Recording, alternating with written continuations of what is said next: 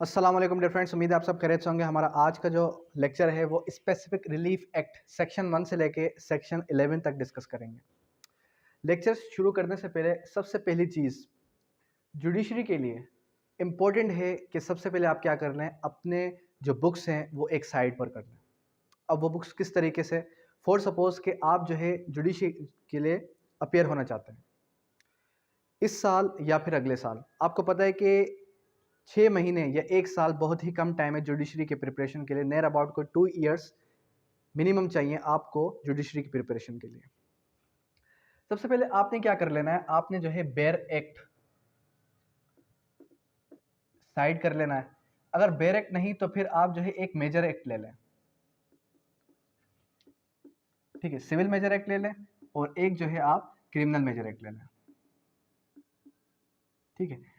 अब ये जो मेजर एक्ट आपने लेना है, ये लेना किसका है, ये आप ले लें जिसके अंदर बहुत ही कम मिस्टेक्स हैं, एम महमूद की, ठीक है, या फिर PLJ की। इनके अंदर बहुत ही कम मिस्टेक्स पाई जाती हैं। अब इसमें कोई शक नहीं है कि जो दूसरी बुक्स हैं वो भी अप टू सम एक्सटेंट अच्छी हैं, लेकिन ये ऐसी बुक्स हैं, ये ऐसे राइटर्स हैं जिनके जो है आपको विद डिस्काउंट भी मिल जाएगा और जो है इनके मिस्टेक्स भी बहुत कम होती हैं, ठीक है। नो डाउट कि मैं अगर चाहूँ तो आपको एक सेक्शन के साथ साथ 20 से 25 केस लॉज भी पढ़ा सकता हूँ, लेकिन हमारा यहाँ पर पढ़ने का जो मकसद है वो क्या है, आपको सारे के सारे सेक्शंस का बेसिक कॉन्सेप्ट क्लियर हो जाए और हर सेक्शन के साथ साथ हम कोई ऐसा केस लॉ देखेंगे जो कि नियर अबाउट कोई 3 से 4 सेक्शंस पर फिट बैठता हूँ। क्योंकि देखें, अगर मैं हर सेक्शन पर आपको 3, 4, 5 केस लॉज भी पढ़ाऊंगा तो भी आप जो है एग्जाम्स के अंदर हर एक केस लॉ नहीं लिख पाएंगे। तो बेहतर ये है कि हम जो है लॉ को अच्छे तरीके से पढ़ें और अगर हमें कोई भी बात लॉ में से समझ में नहीं आती फिर हम जो है केस लॉज की तरफ जाएं, ठीक है। अब सबसे पहली चीज़ कि जो स्पेसिफिक रिलीफ एक्ट है, अगर हम स्पेसिफिक रिलीफ एक्ट की तरफ जाएं, इसका इंट्रोडक्शन करें, इसके इंट्रोडक्शन की तरफ अगर हम जाएं कि स्पेसिफिक रिलीफ एक्ट आता कब है, 1877 में। 1877 से पहले क्या था, 1872 में हमारे पास एक लॉ आता है, कौन सा, कॉन्ट्रैक्ट एक्ट की सूरत में।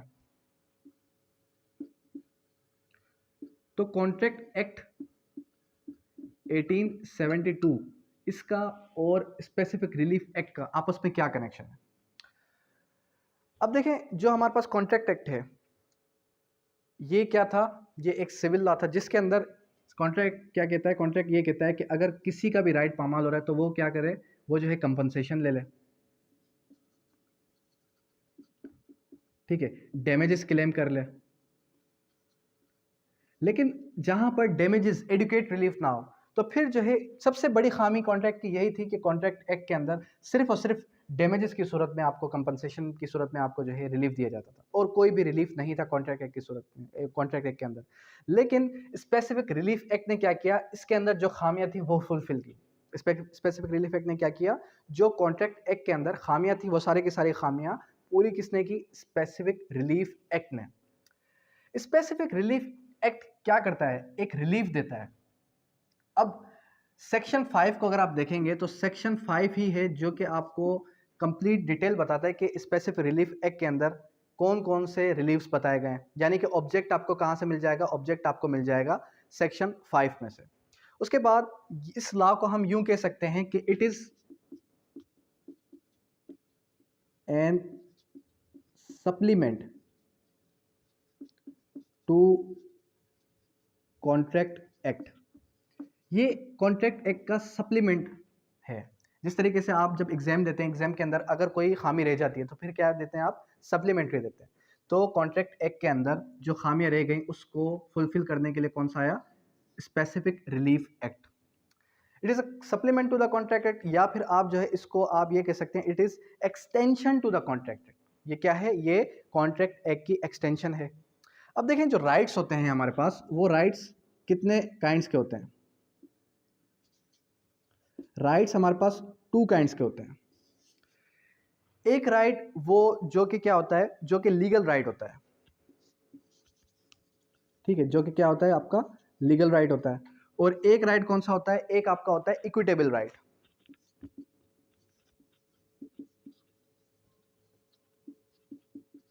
अब देखें, जो लीगल राइट है आपको, वो तो आपको मिलेगा ही मिलेगा। जिस तरीके से अगर मैं कहूँ कि कॉन्ट्रैक्ट एक्ट के अंदर आपको क्या बताया गया कि कंपनसेशन ले लो, तो ये जो कॉन्ट्रैक्ट एक्ट के अंदर आपको रिलीफ बताया गया, तो वो तो आपका लीगल राइट है ही है। लेकिन इक्विटेबल राइट को हम यूँ कह सकते हैं कि ये एक डिस्क्रेशनरी राइट है।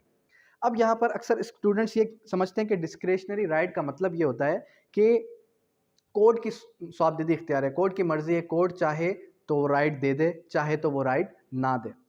लेकिन एक्चुअली डिस्क्रेशनरी का मतलब ये है कि अगर कोर्ट वो राइट देगा तो विथ रीजंस देगा, अगर वो कोर्ट राइट नहीं देगा तो भी विथ रीजंस नहीं देगा। अंडरस्टैंड? अब ब्रिटिशर्स के टाइम पे क्या था, जब 1877 की टाइम की अगर मैं बात करूं, तो उस टाइम पे क्या था, उस टाइम पे एक था कॉमन लॉ कोर्ट्स जहां पर ये एप्लीकेबल था, एक थे हमारे पास कॉमन लॉ कोर्ट्स, और एक हमारे पास कोर्ट्स थे कौन से, एक थे हमारे पास court of equity, court of equity. ठीक है, तो कॉमन लॉ कोर्ट्स में तो सिंपल जो है हमारे पास ये कॉमन लॉ कोर्ट्स के अंदर सिर्फ और सिर्फ सिविल कोर्ट थे, और कोर्ट ऑफ इक्विटी के अंदर ही आपके स्पेसिफिक रिलीफ एक्ट ये जो है आपका एप्लीकेबल था। लेकिन करंट सिचुएशन में क्या है, अभी प्रेजेंट टाइम पे इन दोनों को एक ही जो है कोर्ट का नाम दे दिया गया, जिसको हम कहते हैं सिविल कोड। ठीक है, यहाँ तक क्लियर है ये चीज़। उसके बाद अगर हम सेक्शन नंबर 1 से स्टार्ट करें स्पेसिफिक रिलीफ एक्ट को, अब जुडिशरी के लिए इम्पोर्टेंट ये है कि आपने each and every corner of act को पढ़ना है और समझना है। अक्सर स्टूडेंट स्मार्ट स्टडी करते हैं, पढ़ते बिल्कुल भी नहीं है, और वो क्या करते हैं, वो जो है सिर्फ और सिर्फ मेन सेक्शंस ही गो थ्रू करते हैं, और बाद में ये कहते हैं कि जहाँ से हमने जो चीज़ हमने पढ़ी थी वो तो आई नहीं, जो चीज़ हमने नहीं पढ़ी वो पेपर में आई थी। अक्सर ऐसा ही होता है। लेकिन फर्स्ट ऑफ ऑल आपने करना क्या है, फर्स्ट ऑफ ऑल आपने पूरे के पूरे बैरेक्ट को अच्छे तरीके से एक ही सिटिंग के अंदर गो थ्रू करना है।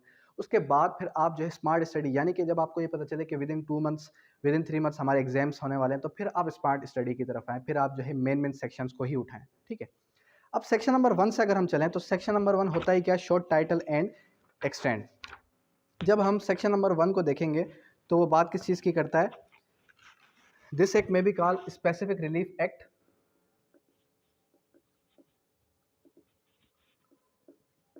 1877। ठीक है, उसके साथ जाहिर सी बात है it extend to the whole of Pakistan, और इसकी जो डेट ऑफ इनेक्टमेंट है वो आप देख लें। ठीक है, अब इसकी डेट ऑफ 1 मई 1877। ठीक है, इन्फोर्समेंट डेट है। अब सेक्शन नंबर जो हमारे पास 2 है वो रिपील है। सेक्शन नंबर 3 क्या है, सेक्शन नंबर 3 है इंटरप्रिटेशन क्लास। इंटरप्रिटेशन का मतलब डेफिनेशन। ठीक है, इंटरप्रिटेशन क्लास। अब इंटरप्रिटेशन की तरफ जाने से पहले सबसे पहली चीज़, ये लॉ है कौन सा, ये लॉ है हमारे पास प्रोस्पेक्टिव लॉ। प्रोस्पेक्टिव लॉ का मतलब क्या होता है कि वो कानून जिसकी एप्लीकेबिलिटी फ्यूचर डेट से हो। ये एक जनरल प्रिंसिपल है कि कोई भी जो लॉ होगा वो प्रोस्पेक्टिव होगा, फ्यूचर डेट से एप्लीकेबल होगा। अब ये बेसिक पॉइंट आपको क्यों समझा रहा हूँ कि फॉर सपोज के एग्जाम के अंदर कोई ऐसा पॉइंट, कोई ऐसा सवाल आ जाता है जिसका कोई सरपाँव ही नहीं है, या फिर कोई ऐसा सवाल जो आप ये समझते हैं कि ये सवाल तो हमने कभी पढ़ा ही नहीं है, तो एग्जामिनर सिर्फ और सिर्फ ये देखना चाहता है कि क्या मैं जो है इसको पास करना चाहता हूँ इस बच्चे को, लेकिन इसने क्या लिखा है कुछ या नहीं।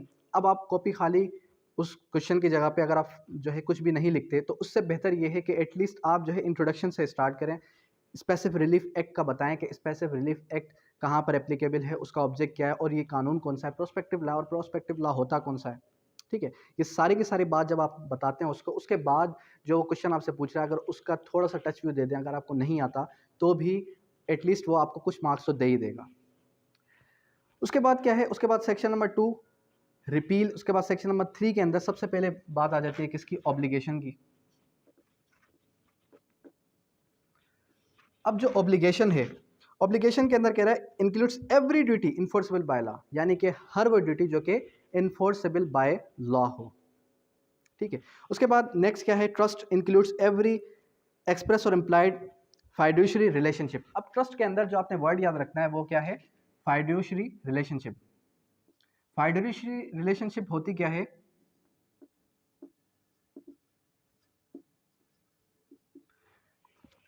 फाइडेंशियरी रिलेशनशिप को हम अगर पढ़ें तो फाइडेंशियरी रिलेशनशिप फाइडेंशियरी ओनरशिप है, यानी कि जो ओनर है, जो आपका ओनर है, उसके लिए ही वो ट्रस्ट बनाई जाए। यानी कि जब आप देखते हैं कि माशरे के अंदर कोई भी ट्रस्ट, ईदी ट्रस्ट, वेलफेयर ट्रस्ट है, या फिर कोई भी वेलफेयर ट्रस्ट के लिए बनाई जाती है, तो फिर वो वेलफेयर उसी पर्पस के लिए होती है।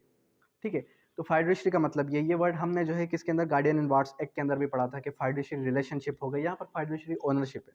तो वहाँ का वर्ड मुझे थोड़ा क्लिक हो गया कि एक रिलेशनशिप होगा, एक ओनरशिप। फाइडेंशियरी ओनरशिप का मतलब कि जिस काम के लिए, जिस पर्पस के लिए वो ट्रस्ट क्रिएट की गई है, उसी काम के लिए वो की जाएगी। उसके बाद ट्रस्टी, जाहिर सी बात है, जो ट्रस्टी होता है वो शख्स जो कि क्या हो, जो कि फाइडेंशियरी कैरेक्टर के अंदर हो, जो ट्रस्ट को, पूरे के पूरे ट्रस्ट को होल्ड करता हो, जो कि पूरे के पूरे ट्रस्ट को चलाता हो। उसके बाद सेक्शन नंबर 4 होता ही सेविंग। सेविंग्स क्या है? सेविंग्स यानी कि किसी और ला को ये जो है तरजीह दे रहा है। यहाँ पर ये क्या कह रहा है, except where expressly otherwise expressly enacted nothing in this act shall be deemed to give the right of relief an agreement not the contract. अब देखें ये सेविंग्स किसके लिए है? कॉन्ट्रैक्ट एक्ट के लिए, क्योंकि ये कानून क्या कह रहा है, अगर कहीं और कोई बात लिखी है तो उसको तरजीह दें। उसके बाद सेक्शन नंबर 5 बहुत ही इंपॉर्टेंट है। सेक्शन नंबर 5 क्या है? सेक्शन नंबर 5 जो है वो आपको बताता है किस चीज़ के बारे में, काइंड्स ऑफ रिलीफ। कौन कौन से रिलीफ जो है आपको बताए गए हैं किसके अंदर, specific relief how granted, specific relief how granted. Specific relief किस तरीके से ग्रांट किया जाएगा? सबसे पहले तो ये बात करता है किस चीज़ की, पोजेशन की। अब ये कह रहा है कि पोजेशन किस तरीके से आप जो है ग्रांट करेंगे। सबसे पहला क्या है? पोजेशन। अब ये जो पूरा का पूरा एक्ट है ये क्या है? ये पूरा का पूरा एक्ट डिस्क्रिशनरी इन नेचर है, ये आपने एक चीज़ याद रखनी है। सबसे पहला रिलीफ क्या है? पोजेशन, कि अगर किसी को पोजेशन दिलवानी है तो फिर जो है सेक्शन 8 से लेके सेक्शन 11 तक उसका जो है प्रोसीजर बताया गया है। फिर उसके बाद क्या आ जाता है? उसके बाद आ जाता है हमारे पास next, by ordering a party to do, ठीक है, स्पेसिफिक परफॉर्मेंस। सेकंड रिलीफ क्या है? Specific performance. ठीक है, कि अगर किसी को ये कहा जाए कि आपने ये काम करना है, इसके अंदर क्या है, by ordering a party to do और वेराया act which he is under the obligation to do, जिसकी ऑब्लिगेशन थी कि वो काम करे। ठीक है, तो क्या है? Specific performance. उसके बाद बाय प्रिवेंटिंग अ पार्टी, ये एक प्रिवेंटिव रिलीफ है। By preventing a party not to do, इसको हम नेगेटिव इंजंक्शन भी कहते हैं, नेगेटिव इंजंक्शन। ठीक है, उसके बाद नेक्स्ट आ जाता है हमारे पास डिक्लेरेशन। डिक्लेरेशन की सूरत में आ गया। फिर जो है appointment of receiver, appointment of receiver. और फिर इसके साथ ही साथ नेक्स्ट जो है हमारे पास आ जाता है rectification of instrument, rectification of instrument. और इसके बाद लास्ट में रहता है रिसीजन ऑफ कॉन्ट्रैक्ट, कॉन्ट्रैक्ट को रिस्काइन कर देना। तो ये सारे के सारे रिलीफ बताता है कौन, सेक्शन नंबर 5 के इस पूरे के पूरे एक्ट के अंदर ये सारे के सारे रिलीफ जो हैं ग्रांटेड है। अंडरस्टैंड? अब अगर हम सेक्शन नंबर 6 को पढ़ें, जो क्या कहता है, prevented relief, preventive relief. Preventive relief क्या है? जो कि प्रिवेंट कर दे। अब सेक्शन नंबर 6 को अगर आप पढ़ेंगे तो सेक्शन नंबर 6 क्या कह रहा है, स्पेसिफिक रिलीफ है granted under class C of section number 5 is a preventive relief. कि class, sub class C, sub class सी क्या है, किसी को रोक देना कि आप ये काम ना करें। नेगेटिव इंजेक्शन जब किसी के लिए पास हो जाए कि इसने ये काम नहीं करना, तो फिर वो क्या है, वो एक प्रिवेंटिव रिलीफ है। अब सेक्शन नंबर जो 6 है ये क्या है, ये प्रिवेंटिव रिलीफ। सेक्शन नंबर 7 जो है वो क्या है, relief not granted to enforce penal law. अब जो हमारे पास सेक्शन नंबर 7 है वो क्या कहता है, relief not granted, relief not granted. अब जो सेक्शन नंबर 7 है इसको आप मिला के पढ़ें किसके साथ, सेक्शन 11 सीपीसी के साथ और सेक्शन 403 सीआरपीसी के साथ। सेक्शन 11 सीपीसी क्या था, रेस जुडिकाटा, के दो civil suit, parallel civil suit are barred. 403 CrPC क्या था, डबल जियोपर्डी के दो पैरेलल क्रिमिनल प्रोसीडिंग एक साथ नहीं चल सकती, ठीक है। लेकिन ये क्या है, ये कोई हाइब्रिड एक्ट होता है, कोई क्या होता है, कोई एक हाइब्रिड एक्ट होता है, एक ही सेम टाइम पर वो सिविल भी है, वो क्रिमिनल भी है। तो एक ही टाइम पर आप जो है उस पर सिविल मुकदमा भी कर सकते हैं और क्रिमिनल मुकदमा भी कर सकते हैं। जैसे कि हमने लास्ट टाइम पढ़ा था रिकवरी का, चेक्स वगैरह का मामला, चेक वगैरह के अंदर एक ये क्या है, ये एक हाइब्रिड एक्ट है। तो इसके अंदर आप जो है सिविल रेमेडी भी अवेल कर सकते हैं और क्रिमिनल रेमेडी भी अवेल कर सकते हैं। अब यहाँ पर क्या है कि specific relief act can not be granted for the mere purpose of enforcing the penal law, के पेनल लॉ से इसका कुछ भी नहीं जाए, ठीक है, पेनल लॉ से इसका कुछ भी नहीं जाता, ये एक सिर्फ और सिर्फ सिविल लॉ है। उसके बाद जो हमारे पास चैप्टर 1 स्टार्ट होता है वो होता है रिकवरिंग पोजेशन ऑफ प्रॉपर्टी। अब रिकवरिंग पोजेशन ऑफ प्रॉपर्टी की जहां पर बात आएगी तो जाहिर सी बात है, प्रॉपर्टी की जहां बात आएगी, प्रॉपर्टी तो दो काइंड की है, एक हमारे पास है मूवेबल और एक हमारे पास है इमूवेबल। तो मूवेबल और इमूवेबल प्रॉपर्टी की जहां बात आएगी तो वहां पर सेक्शन 8 से लेके 11 तक का प्रोसीजर चलेगा। अब सेक्शन 8 से लेके 11 तक हमें क्या बताता है कि आपको अगर क्या चाहिए, आपको अगर पोजेशन चाहिए किस चीज़ की, मूवेबल की, तो आप किस तरीके से वो हासिल करेंगे, और इमूवेबल की चाहिए तो आप किस तरीके से हासिल करेंगे। अब सबसे पहले हमारे पास आ जाता है क्या, सेक्शन नंबर 8 क्या बात करता है, सेक्शन नंबर 8 करता है पोजेशन ऑफ इमूवेबल प्रॉपर्टी की बात। इमूवेबल प्रॉपर्टी, ठीक है, और एक हमारे पास क्या आ जाता है, मूवेबल प्रॉपर्टी। अब जो इमूवेबल प्रॉपर्टी है ये हमारे पास सेक्शन 8 से लेके 9 तक है, और मूवेबल प्रॉपर्टी कहाँ पे है, 10 से लेके 11 तक है। सबसे पहले तो सेक्शन 8 क्या कहता है, सेक्शन 8 कहता है कि जो हमारे पास recovery of specific immovable property, a person entitled, word क्या याद रखना है, पर्सन एंटाइटल्ड, ठीक है। तो ये सेक्शन 8 क्या है, सेक्शन 8 एक लॉन्ग ड्रॉन प्रोसीजर है, ठीक है, और इसको हम जो है रेगुलर प्रोसीजर भी कहते हैं, ठीक है। और जो सेक्शन नंबर 9 है ये क्या है, ये एक समरी प्रोसीजर है,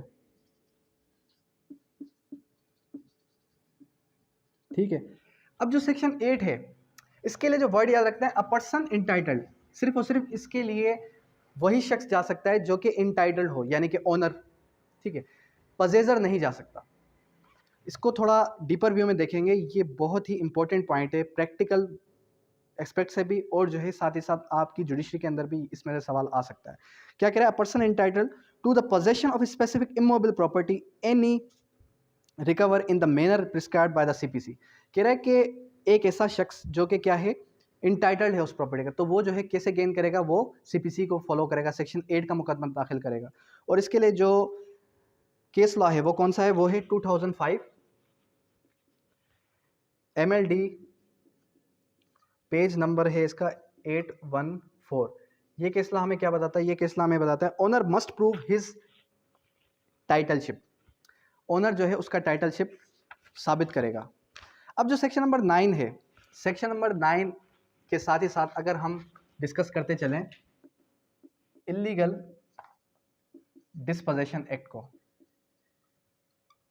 तो इलीगल डिस्पोजेशन एक्ट के अंदर जो सेक्शन नंबर 3 की हमने लास्ट टाइम बात की थी, तो वो क्या है, ये एक क्रिमिनल रेमेडी है।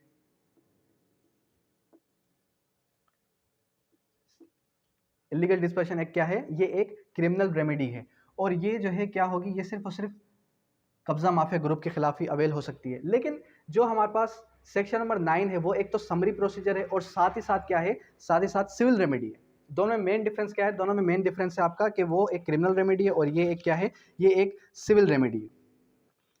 अब सेक्शन नंबर 9 क्या कहता है, if a person is dispossessed without his consent, if a person is dispossessed without his consent of immovable property otherwise due course of law, ठीक है, he of any person claiming through him may recover possession notwithstanding any other title that may be set up. Nothing in this section shall bar any person for the suing establishing his title recover possession thereof. अब सबसे पहले तो section 9 ने ये बात की कि अगर कोई भी शख्स क्या है, कोई भी शख्स जो है किसी शख्स को डिस्पोजेस किया जाता है उसकी जो है पोजेशन से, अगर वो पोजेसर है तो वो जो है मुकदमा फाइल करेगा सेक्शन 9 का, चाहे वो फॉर एग्जाम्पल लेते हैं कि ए है और बी है। अब ए क्या है, ए एक ऑनर है और ए क्या करता है, बी एक टेनेंट है, ठीक है। ए बी को ज़बरदस्ती घर से निकाल देता है, कहता है कि आप जो है इस घर से निकल जाएं और ये जगह मेरी है और अब आप किराया नहीं दे रहे थे टाइम पे, XYZ कोई भी जो है लेम एक्सक्यूज़ देता है। देखिए, अगर आपको टेनेंट को अपने निकालना है तो ड्यू कोर्स ऑफ लॉ से निकालें, इजेक्टमेंट फाइल कर दें, लेकिन आप क्या करते हैं, आप उसको धक्के देके निकाल देते हैं, उसका सामान बाहर फेंक देते हैं, तो फिर वो कैसे जाएगा, वो जो है बी यानी कि टेनेंट जो है वो सेक्शन 9 के तहत जो है एप्लीकेशन फाइल करेगा किसी इसकी रिकवरी ऑफ पोजेशन की। कोर्ट सिर्फ और सिर्फ ये पूछेगी क्या ये पोजेसर था, आप कहेंगे हाँ ये पोजेसर था लेकिन ये टाइम पे किराया नहीं दे रहा था, आप ऐसी भी कोई भी बात कर देते तो कोर्ट कहेगी इसको पोजेशन वापस दे दो, अंडरस्टैंड। लेकिन अब यहाँ पर तो ये पॉइंट आ जाता है कि फॉर सपोज कि सेक्शन 9 के तहत क्या हुआ कि उसने जो है पोजेशन हासिल कर ली, अब जो एक्चुअल ओनर है वो कहाँ जाए, क्योंकि इसके अंदर ये भी बताया गया है कि इसके खिलाफ अपील लाए नहीं करेगी। अब जब इसके खिलाफ अपील लाए नहीं करेगी तो फिर आप कैसे जो है उसको हासिल करेंगे, तो आप जो एक्चुअल ऑनर होगा वो चला जाएगा सेक्शन 8 के तहत। ड्यू कोर्स ऑफ लॉ की जहां बात आ रही है, यहाँ पर सेक्शन 9 के अंदर क्या कह रहा है कि अगर आपको उससे पोजेशन हासिल कर दें तो आप ड्यू कोर्स ऑफ लॉ से हासिल करें, इजेक्टमेंट फाइल कर दें, ठीक है, या आप जो है recovery of possession, recovery of immovable property का सूट फाइल कर दें अंडर सेक्शन 8। लेकिन आप उसको जो है अनड्यू कोर्स ऑफ लॉ के लिए फाइल करते हैं तो फिर जो है वो सेक्शन 9 के तहत वो पोजेशन हासिल कर सकता है, ठीक है। अब इसका बेसिक ऑब्जेक्ट क्या था, सेक्शन 9 का बेसिक जो ऑब्जेक्ट था वो ये था, no one shall take law in his own hands, किसी को भी इजाज़त नहीं दी जा सकती कि वो जो है कानून को अपने ही हाथों में ले ले, ठीक है, अपने हाथों में कानून ले लिया और उस जब चाहा उसको बेदखल कर दिया, इस तरीके से नहीं होगा बल्कि ड्यू कोर्स ऑफ लॉ होगा। उसके बाद no suit under this section shall be brought against the government, government के खिलाफ कोई भी सूट नहीं दाखिल हो सकता सेक्शन 9 के तहत, ठीक है, और जो है इसके खिलाफ अपील लाए नहीं करेगी। अब इसकी जो लिमिटेशन है, सेक्शन 9 की जो लिमिटेशन है, लिमिटेशन एक्ट के अंदर आर्टिकल है आर्टिकल 3, इसकी लिमिटेशन कितनी है, 6 मंथ, 6 मंथ के अंदर अंदर वो जो है क्या कर सकता है, सूट फाइल कर सकता है। और सेक्शन 8 की क्या लिमिटेशन है, सेक्शन 8 की जो लिमिटेशन थी वो है 3 ईयर्स, ठीक है। अब सेक्शन 8 और 9 होपफुली आपको क्लियर हो गया होगा, बेसिक कॉन्सेप्ट आपको क्लियर हो गया होगा एटलीस्ट के मेन डिफरेंस क्या है। सेक्शन 8 जो है क्या है, लॉन्ग रन प्रोसीजर है, और सेक्शन 9 क्या है, समरी प्रोसीजर है। यहां तक क्लियर हुई ये चीज। अब आते हैं सेक्शन नंबर 10 और सेक्शन नंबर 11 की तरफ। अब अगर हम सेक्शन नंबर 10 और 11 की बात करें तो सेक्शन नंबर 10 और 11 क्या करता है, 10 बात करता है recovery of specific movable property, recovery of specific movable property, और सेक्शन जो 11 है वो लाइबिलिटी की बात करता है। सेक्शन नंबर 10 सिंपली किस चीज की बात करेगा, सेक्शन नंबर 10 सिंपली ये बात करेगा प्रेजेंट पोजेसर की। अब यहां पर मैं एक एग्जांपल देता हूं, यहां पर ए है, बी है और सी है, ठीक है। ए क्या करता है, ए जो है मिस्टर बी को गाड़ी देता है और मिस्टर बी उसके 50% अमाउंट देता है, 50% अमाउंट खा के भाग जाता है, और मिस्टर बी क्या करता है, वही गाड़ी सेम की सेम मिस्टर सी को आगे जो है सेल कर देता है। अब ए देखता है कि गाड़ी तो मेरी किसके पास है, मिस्टर सी के पास है, तो ए क्या करता है, ए जो है जाता है किसके पास, मिस्टर सी के पास, गाड़ी उससे छीन के खुद जो है लेके आ जाता है। तो यहाँ पर सेक्शन नंबर 10 ये कहता है कि प्रेजेंट पोजेसर का वर्ड, प्रेजेंट पोजेसर का वर्ड याद रख लें, ठीक है। तो सेक्शन 10 ये कहता है कि आप जो है, आप दोनों का जो मैटर है वो आप देख लें कोर्ट के तहत, ठीक है। आपने क्या करना है, जो प्रेजेंट पोजेसर यानी कि सी है, सी ने गाड़ी किससे ली है, मिस्टर बी से, तो आप जो है सी को गाड़ी वापस दे दें, सी को गाड़ी वापस दे दें। अब इसको अगर आप गो थ्रू करें, a person entitle of the position of the specific movable property may recover the same in manner prescribed, तो वो रिकवर कर सकता है किसके जरिए से, सीपीसी के तहत। तो ये भी एक लॉन्ग रन प्रोसीजर है। सेक्शन 10 भी क्या है, सेक्शन 10 लॉन्ग रन प्रोसीजर है। सेक्शन 10 और सेक्शन 8 में मेन डिफरेंस क्या है, सेक्शन 10 और सेक्शन 8 में मेन डिफरेंस ये है कि ये बात कर रहा था किसी इसकी इमोबल प्रॉपर्टी की, और ये बात कर रहा है किस चीज़ की, मूवेबल प्रॉपर्टी की। बेसिक डिफरेंस यही है, लेकिन यहाँ पर आपने जो वर्ड याद रखना है वो याद रखना है किस चीज़ का, प्रेजेंट पजेसर का। उसके बाद लाइबिलिटी की अगर हम बात करें, अच्छा उसके बाद लाइबिलिटी की बात करें कि liability of person in possession not as owner to deliver to person entitled immediate possession. देखें सेक्शन नंबर 11 जो है वो लाइबिलिटी की बात करता है किस चीज़ की। अब देखें यहाँ पर क्या है कि ए है और बी है। ए क्या है, ए जो है मिसाल के तौर पे गुड्स कोई लेके जा रहा है डिलीवर करने के लिए मिस्टर बी की तरफ, और वो एक्चुअली गुड्स किसके थे, वो एक्चुअली गुड्स थे मिस्टर सी के, और रास्ते में सी टकरा जाता है और ए से वो गुड्स छीन लेता है। कोई भी मूवेबल प्रॉपर्टी, एक गाड़ी है, कोई भी चीज़ है, तो वो क्या करता है, वो मिस्टर सी जो है ए से वो गुड्स छीन लेता है। तो यहाँ पर ये कह रहा है कि जो ए की लाइबिलिटी है वो ये है कि वो बी को पहुँचा दे, ठीक है। सी का ये हक नहीं बनता कि वो कानून को अपने हाथ में लेके उससे वो कोई चीज़ छीन ले, ठीक है। देखें अगर सी का और बी का आपस में कोई भी मैटर है तो वो आपस में बाद में देख लें, लेकिन ए से वो चीज़ नहीं छीन सकता, क्योंकि यहाँ पर बात कर रहा है किस चीज़ की, liability of person in possession, liability of person in possession not as owner, यानी कि वो ओनर नहीं है, to deliver to person entitled to immediate possession. तो वो उसका काम क्या बनता है, उसकी लाइबिलिटी क्या है कि वो इमीडिएट पोजेसर को, इमीडिएट जो है उसको क्या करे, उसको डिलीवर कर दे। When the thing claimed is held by the defendant is the agent or trustee of the claimant, when the पूरे के पूरे सेक्शन के अंदर सिंपली यही बात हो रही है जो मैंने आपको नटशेल के अंदर समझाई है। अब देखें यहाँ तक अगर एक शॉर्ट सा व्यू लें कि आज का हमारे लेक्चर का बेसिक पर्पस क्या था, जो चीज़ हमने आज समझनी थी वो क्या थी। एक तो शॉर्ट सा इंट्रोडक्शन स्पेसिफिक रिलीफ एक्ट का, फिर उसके बाद हमने क्या समझना था, सेक्शन नंबर 8 से लेके सेक्शन नंबर 11 तक रिकवरी ऑफ पोजेशन। अब रिकवरी ऑफ पोजेशन के अंदर हमने कौन कौन सी चीज़ समझी। सबसे पहले तो हमने ये समझा कि इमोबल अगर प्रॉपर्टी है तो उसके अंदर आप जो है एक जो ऑनर है, एक्चुअल जो ऑनर है वो किस तरीके से प्रॉपर्टी को हासिल करेगा। सेक्शन 8 के तहत वो जो है लॉन्ग ड्राउन प्रोसीजर फाइल करेगा जो कि सालों साल चलता रहता है सीपीसी के तहत। उसके बाद सेक्शन 9 किस चीज़ की बात करता है कि अगर कोई पजेजर है, आल दो लॉफुल पजेजर है, आल दो अनलॉफुल पजेजर है, डजेंट मैटर, ठीक है, वो क्या है, वो पजेजर है, तो वो पजेजर है तो वो क्या करेगा, सेक्शन 9 के तहत क्या करेगा, वो उस चीज़ की रिकवरी फाइल करेगा कि मुझे ये प्रॉपर्टी इससे इस बंदे से चाहिए, और ये क्या है, ये एक समरी प्रोसीजर है। उसके बाद बात आ जाती है किस चीज़ की, उसके बाद बात आ जाती है सेक्शन नंबर 10 की और 11 की, जो बात करते हैं किस चीज़ के बारे में, मूवेबल प्रॉपर्टी के बारे में। अब सेक्शन नंबर 10 में और 8 में मैंने आपको बताया बेसिक डिफरेंस क्या है, ये है बात करता है किस चीज़ की, मूवेबल प्रॉपर्टी की, उसने बात की किस चीज़ की, इमूवेबल प्रॉपर्टी की, ठीक है। फिर सेक्शन नंबर 11 ने लाइबिलिटी को बताया कि लाइबिलिटी किस चीज़ की क्या लाइबिलिटी है। और जो सेक्शन नंबर 5 है वो बहुत ही इंपॉर्टेंट इसलिए है क्योंकि सेक्शन नंबर 5 आपको एक शॉर्ट सा व्यू दे देता है कि पूरे के पूरे कानून का बेसिक ऑब्जेक्ट क्या है, कौन कौन से रिलीफ्स बताए गए हैं पूरे के पूरे एक्ट के अंदर, ठीक है। अब यहाँ तक किसी भी किस्म की कोई भी क्वेरी, कोई भी क्वेश्चन है तो आप कर सकते हैं। Thank you, that's all.